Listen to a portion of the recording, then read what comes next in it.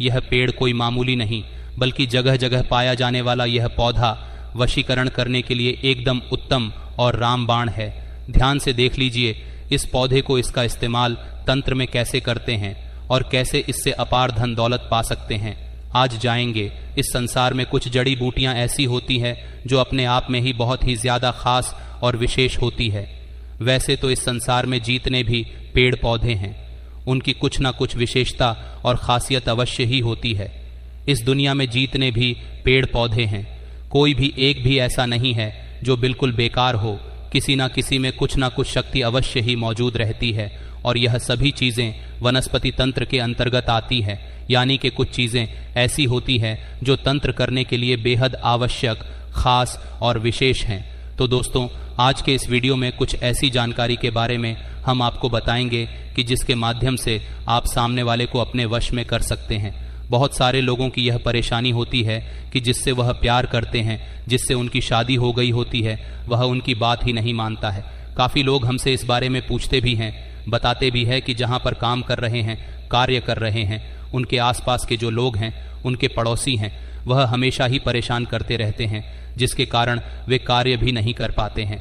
बहुत से जालिम लोग तो ऐसे होते हैं कि केवल बस आपको दुखी देखना चाहते हैं और कुछ ना कुछ प्रयास हमेशा ही करते रहते हैं। लेकिन दोस्तों, आज के इस वीडियो में जो जानकारी है वह बेहद खास है, जिसका इस्तेमाल करके आप सामने वाले को अपने वश में कर सकते हैं और जिस भी तरह से आप चाहें उसी तरह से वह आपसे करने लगेगा। यानी कि अगर वह आपसे शत्रुता रखता है या फिर आपको पसंद नहीं करता है तो इस प्रयोग को करके आप लाभ उठा सकते हैं। इस जानकारी से आप मनचाहा कार्य कर सकते हैं। लेकिन उससे पहले वीडियो को लाइक करके कमेंट बॉक्स में ओम नमः शिवाय अवश्य लिख दीजिए। भगवान शिव की कृपा से साधनाओं की सिद्धि प्राप्त होती है, जिससे व्यक्ति परम सुख को प्राप्त करता है। जितने भी मंत्र होते हैं, जितने भी तांत्रिक क्रियाएं होती हैं, यह केवल भगवान शिव के माध्यम से ही सफल होती है। तो दोस्तों, जैसा कि हमने आपको पिछले वीडियो में भी बताया है कि जो तंत्र होता है, तंत्र की जो क्रियाएं होती हैं, उनमें किसी भी चीज की आवश्यकता नहीं पड़ती है। केवल ध्यान के माध्यम से ही तंत्र किया जा सकता है, क्योंकि केवल ध्यान ही वह शक्ति है जिसके माध्यम से कुछ भी पाया जा सकता है। और तंत्र क्रियाएं को करने के लिए ध्यान को ही माध्यम बनाया जाता है और उसी चीज को एक्सेस किया जाता है जो सभी लोगों में समान और निश्चित ही होती है। जैसे चेतना सब में होती है तंत्र करने के लिए। आमतौर पर कुछ चीजों की आवश्यकता नहीं पड़ती है, क्योंकि यह प्रचंड क्रियाएं होती हैं। जो भी व्यक्ति ध्यान कर सकता है, ध्यान में जब चाहे जैसे चाहे प्रवेश कर सकता है, बिल्कुल शांत होकर बैठ सकता है। अपने दिल की धड़कनों को अचानक से अपने दिमाग का इस्तेमाल करते हुए तेज कर सकता है, स्लो कर सकता है, तो वह कुछ भी कर सकता है।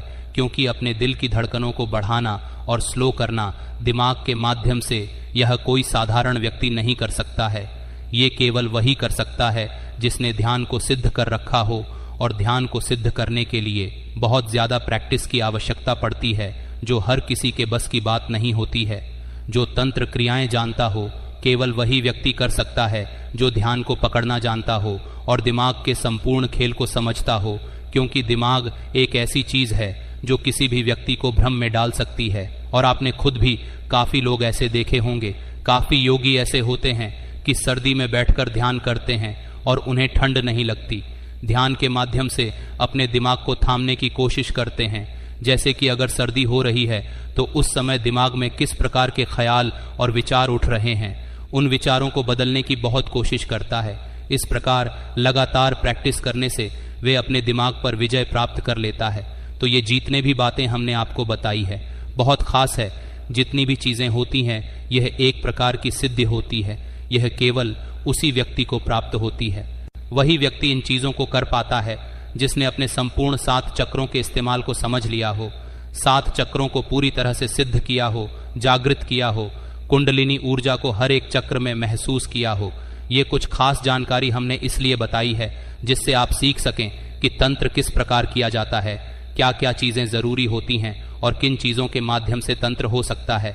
और आपको यह भी बता दें कि तंत्र की जो क्रियाएं होती हैं वे सामने वाले व्यक्ति के दिमाग पर अटैक भी कर सकते हैं। इसीलिए यही वजह होती है कि सामने वाले पर जब कोई तंत्र क्रिया हो जाती है तो सामने वाले व्यक्ति हमेशा ही बेचैनी में होने लग जाता है। चिंता, घबराहट और बहुत ज्यादा उसका मन खराब होने लगता है। भूख, प्यास आदि सब कुछ ही उसकी बेकार हो जाती है। इसलिए तंत्र क्रियाएं को बेहद खतरनाक और सबसे अधिक शक्तिशाली बताया गया है। आपको यह भी बता दें कि जो आज्ञा चक्र होता है उसी के माध्यम से तंत्र केवल संभव होता है, इसीलिए जीतने भी साधु होते हैं। वह रोजाना ही अभ्यास करते हैं त्राटक का, क्योंकि त्राटक में जितनी शक्तियां होती है इतनी शक्ति किसी भी चीज में नहीं होती है और यह सबसे आसान होता है। सबसे पहले तो आप इस बात को समझें और यह बात देखें कि जो थर्ड आई होती है वहां पर एक बहुत ही स्ट्रॉन्ग ग्रेविटेशनल पुल होती है, यानी कि वहां पर बड़ी आसानी से आप ध्यान लगा सकते हैं।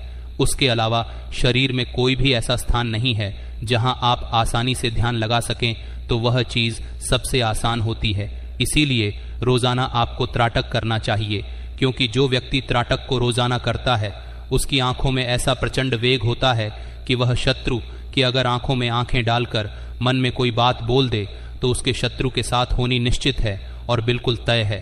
इसी प्रकार जो लोग त्राटक करते हैं उनमें अपने आप ही वशीकरण की सम्मोहन की शक्ति मौजूद रहती है, बल्कि इसी के माध्यम से यानी कि आज्ञा चक्र के माध्यम से आप अपनी संपूर्ण मनोकामना को भी पूरा करवा सकते हैं। जो भी चीज आप चाहते हैं, अगर आपको त्राटक करने की प्रैक्टिस है तो लगातार आज्ञा चक्र पर ध्यान लगाते हुए आप अपनी इच्छाओं को पा सकते हैं। आज्ञा चक्र बेहद खास और सबसे अधिक शक्तिशाली होता है। आज्ञा चक्र के जागृत होने से बुद्धि बिल्कुल कंट्रोल में आ जाती है। फिर बुद्धि इधर उधर बिल्कुल भी नहीं भागती है, वह बिल्कुल शांति से संपूर्ण सुख को अनुभव करने लग जाता है। लेकिन इस बात का ध्यान रखें कि जब भी आप त्राटक करते हैं तो बिल्कुल भी अपने त्रिनेत्र के साथ जबरदस्ती बिल्कुल नहीं, क्योंकि काफी लोग ऐसे होते हैं कि आज्ञा चक्र ध्यान लगाते हैं, बाहरी त्राटक करते हैं, आंतरिक त्राटक भी करते हैं, लेकिन इस प्रकार से करते हैं कि जबरदस्ती इस प्रकार हो जाता है कि उनके थर्ड होने पर दर्द होने लग जाता है। तो ऐसे आपको बिल्कुल भी नहीं करना है। जब दर्द होता है तब उसी समय आपको रोक देना है। यह सबसे सरल, सबसे आसान ऐसी क्रिया है कि अगर आप त्राटक करते हैं तो कोई भी व्यक्ति आपके विरुद्ध नहीं जा सकता है, और अगर वह आपके विरुद्ध जाता है तो उसके जीवन में फिर कुछ भी अच्छा नहीं हो सकता है। आज्ञा चक्र पर रोज ध्यान लगाने वाला व्यक्ति सम्मोहन वशीकरण इस प्रकार से बड़ी आसानी से सिद्ध कर लेता है कि जिस चीज की वह कामना करता है, चाहे वह कोई भी चीज हो, उसके पास निश्चित ही दौड़कर आती है।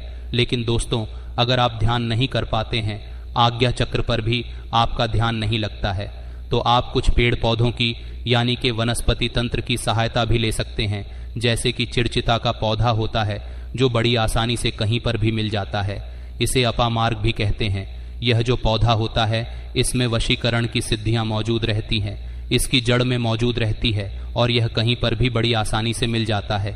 इसकी पहचान ये है कि इसको जब आप किसी कपड़े पर फेंकेंगे तो वह चिपक जाता है। काफी जगह इसे आपा मार्ग कहा जाता है, चिड़चिटा भी कहा जाता है, और बचपन में आपने इससे काफी खेला होगा।